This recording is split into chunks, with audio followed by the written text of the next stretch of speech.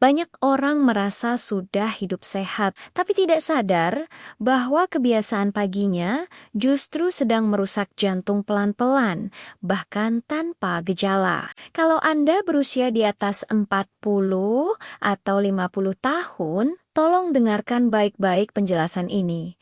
Karena apa yang Anda minum setiap pagi bisa menentukan apakah jantung Anda kuat atau justru perlahan melemah. Saya Aisyah, apoteker di channel Bahas Sehat.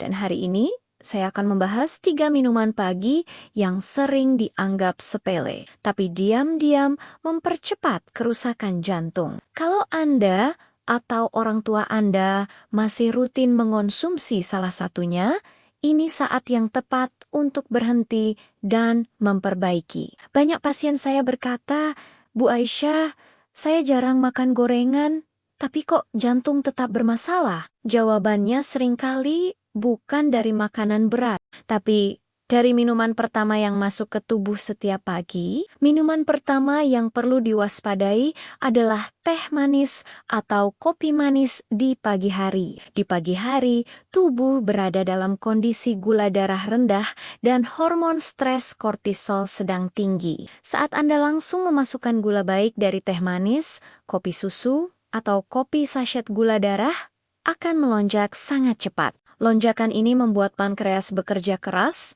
insulin naik mendadak, dan pembuluh darah mengalami tekanan. Jika ini terjadi setiap hari, pembuluh darah jantung menjadi kaku, meradang, dan mudah rusak. Inilah alasan mengapa banyak orang yang rajin minum kopi manis pagi hari akhirnya mengalami tekanan darah tinggi, kolesterol naik, bahkan serangan jantung ringan tanpa sadar. Masalahnya bukan kopinya saja. Masalahnya adalah gula di pagi hari saat tubuh belum siap menerimanya. Minuman kedua yang sering merusak jantung tanpa disadari adalah minuman instan kemasan, seperti susu instan manis, coklat sachet, atau minuman energi. Minuman ini mengandung kombinasi berbahaya: gula tinggi, lemak trans, dan natrium tersembunyi. Natrium berlebih membuat tubuh menahan cairan, tekanan darah naik, dan jantung dipaksa memompa lebih kuat. Lemak trans merusak kolesterol baik dan mempercepat penumpukan plak di pembuluh darah jantung. Yang berbahaya, efeknya tidak langsung terasa.